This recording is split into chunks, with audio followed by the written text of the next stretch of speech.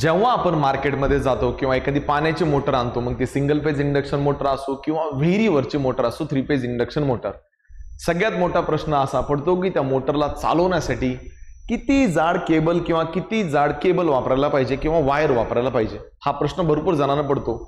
एक 2 मिनिटात सांगतो की मोटरच्या HP रेटिंगहून मोटरला लागणाऱ्या वायरची थिकनेस किंवा गेज कसा डिटरमाइन करायचं लक्ष देऊन ऐका.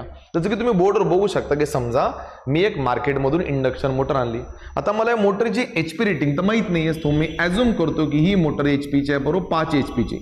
HP म्हणजे हॉर्स पॉवर. मार्केटमधून कुठली मोटर आणत असताना त्याला तिची रेटिंग सांगावी लागते, तरच तो समोरचा व्यक्ती तुम्हाला मोटर देईल. मोटर किती HPची आणली? 5 HPची. आता विषय असा आहे की 5 HP वरून करंट कसा डिटरमाइन करायचा तुम्हाला मी सांगतो. करंट डिटरमाइन करण्यासाठी मी एक पॉवरचा फॉर्म्युला पुट करत आहे. ऍक्टिव्ह पॉवरचा फॉर्म्युला असतो V × I × cos φ. मला मोटरचा करंट पाहिजे. एक काम करा, राईट साईडला कॉपी करा लेफ्ट साईडला, लेफ्ट साईडला कॉपी करा राईट साईडला. गुट्टे सरांना मोटरचा करंट पाहिजे असेल तर P गेला वर, V आणि cos φ गेला खाली. तर मुलं विचारतील मग सर cos φ आणि V कुठे असतो?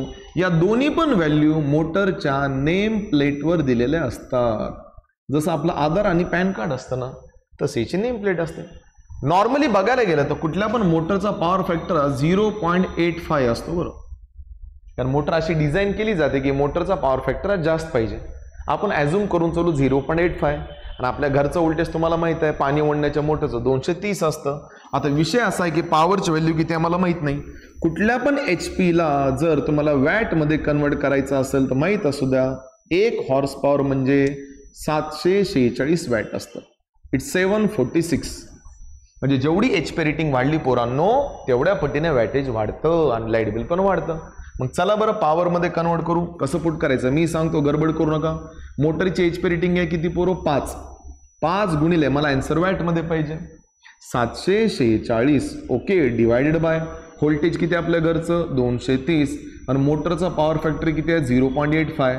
आता मी जर याला सॉल्व्ह केलं तर I am damn sure approximately याचा आन्सर यायला पाहिजे 19 पॉईंट समथिंग. आपण याला 20 एम्पियर घेऊ. एखादा थोडाफार एम्पियरनं की एवढं काही खास फरक पडत नाही. म्हणजे याच्याहून सरांना एक गोष्ट आली काय की ही जी पाण्याची मोटर आहे याला कमीत कमी करंट 20 एम्पियरचा लागणार आहे. का? कारण या मोटरची HP रेटिंग आहे 5. शिकायला काय भेटलं? किती एम्पियर करंट लागतोय? 20 एम्पियर. आता मग आपल्याला कसं कळणार की 20 एम्पियरनुसार केबलची थिकनेस काय पाहिजे? मी तर तुम्हाला एक रेंज सांगतो, एक रिलेशन पाठ करा. 5 एम्पियर जर करंट असेल तर मोटरच्या केबलची थिकनेस किंवा जाडी ही 1 mm च्या रेंजमध्ये पाहिजे. किंवा तुम्ही याला 4 to 6 एम्पियर म्हटलं तरी चालेल. 4 किंवा 6 एम्पियरच्या रेंजसाठी 1 mm लागतो. तर आता इथं किती एम्पियर करंट आहे पोरो? 20 एम्पियर. 20 एम्पियरला 5 ने डिवाइड करा, 5 चौक 20. सो पोरांनो इथं तुम्हाला 4 mm थिकनेसवालं केबल लागेल.